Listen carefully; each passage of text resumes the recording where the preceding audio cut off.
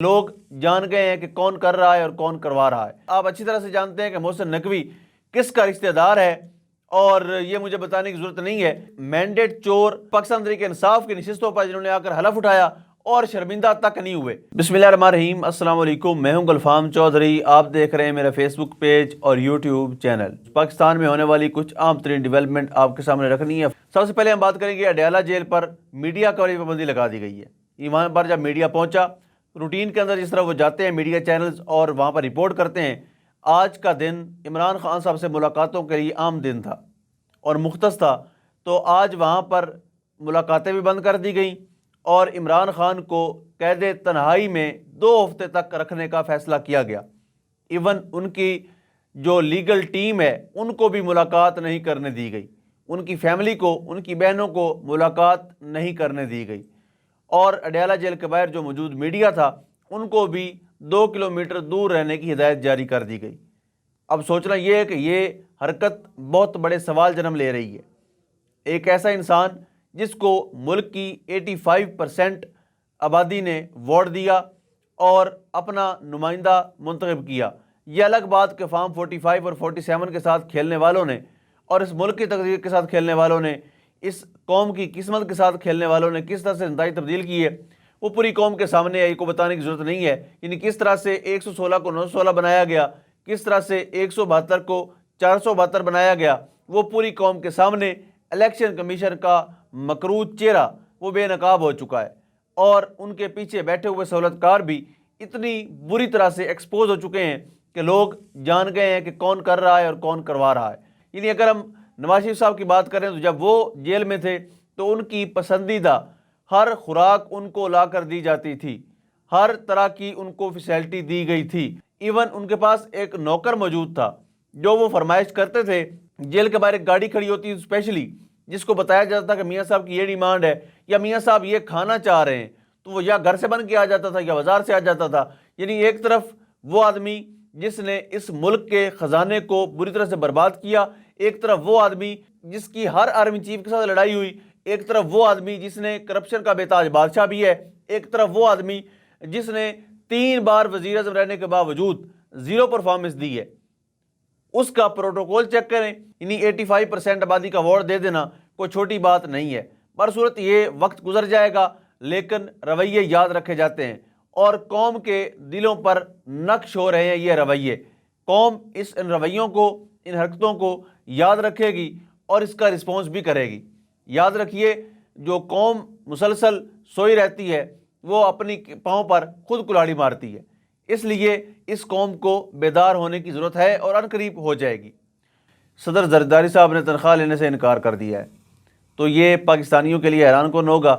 کہ وہ لوگ، وہ خاندان جو پچھلے 30-35 سال سے اس ملک کا کباڑہ کر رہے ہیں، ایٹ دی اینڈ انہوں نے فیصلہ کیا ہے کہ ہم تنخواہ نہیں لیں گے۔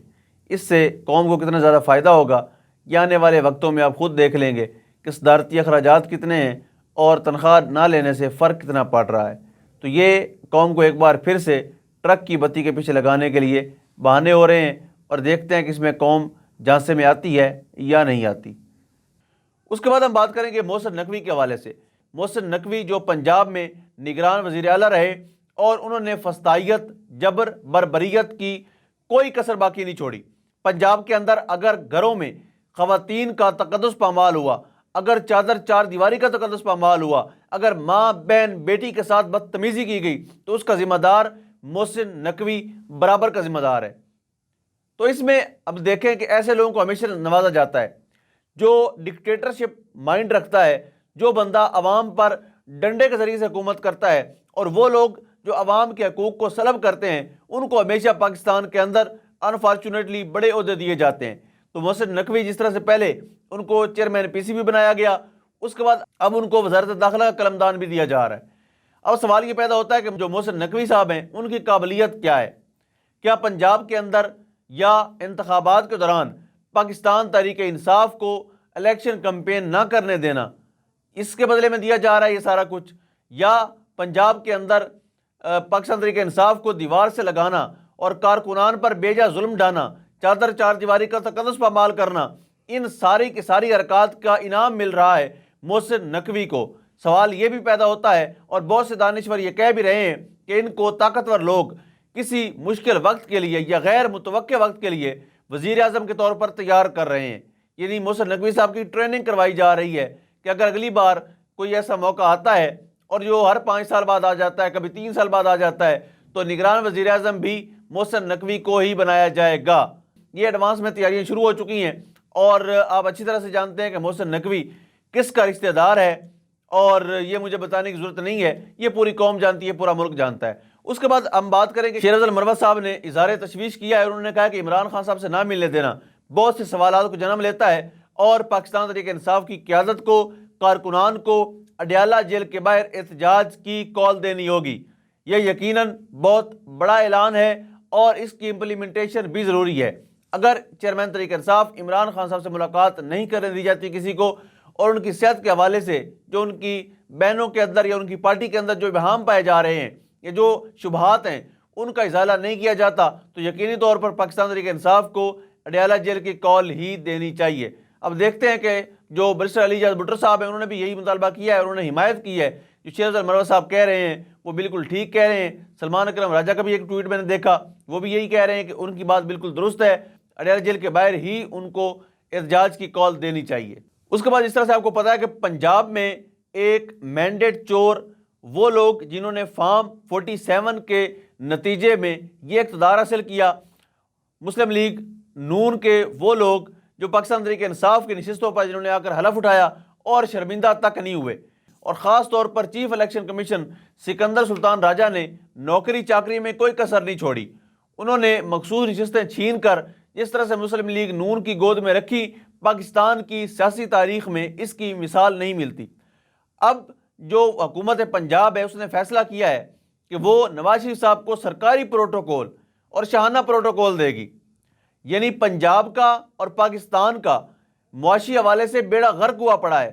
اور ان کے پروٹوکول نہیں ختم ہو رہے, ان کے ششکے نہیں ختم ہو رہے. ان کے جو مریم نواز صاحبہ صبح نکلتی ہیں اپنی 4 سہیلیاں ساتھ لے کر پورا پنجاب گھومتی ہیں, اور میں ایک ویڈیو دیکھ رہا تھا ٹویٹر کے اوپر کہ ان کے 5 کیمرہ مین ساتھ ہیں جن کو کہا جاتا ہے کہ آپ نے بس پوز بنانے ہیں. تو ان پوز کے چکروں میں پنجاب کا بیڑا غرق ہو رہا ہے, پنجاب کی عوام کے وسائل کا بیڑا غرق کیا جا رہا ہے, اس کے خزانے کو بری طرح سے لوٹا جا رہا ہے. اور شریف خاندان کی یہ تاریخ رہی ہے, انہوں نے ہمیشہ سے پاکستان کے خزانے کو بری طرح سے برباد کیا ہے. اس بار پھر ایک 4 سال مفرور رہنے والے شخص کو, اشتہاری کو, مجرم کو پروٹوکول دینے کی منظوری پنجاب حکومت نے دی ہے, اور ساتھ ہی عدالتی ریلیف زور و شور سے جاری ہے. حسن نواز, حسین نواز کو جو ہے وہ ریلیف ملا, ان کے دائمی وارنٹ گرفتاری معطل ہوئے, اور آج وہ پاکستان میں پہنچ چکے ہیں, اور ان کو علامہ اقبال ایئرپورٹ سے ان کو پروٹوکول کے ساتھ رائیونٹ پہنچا دیا گیا ہے. تو یہ ہو رہا ہے اس ملک میں, اور دونوں ہاتھوں سے لوٹا جا رہا ہے, شریف خاندان ہو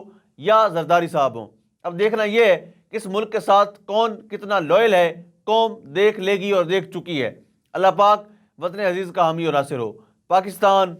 زندہ باد.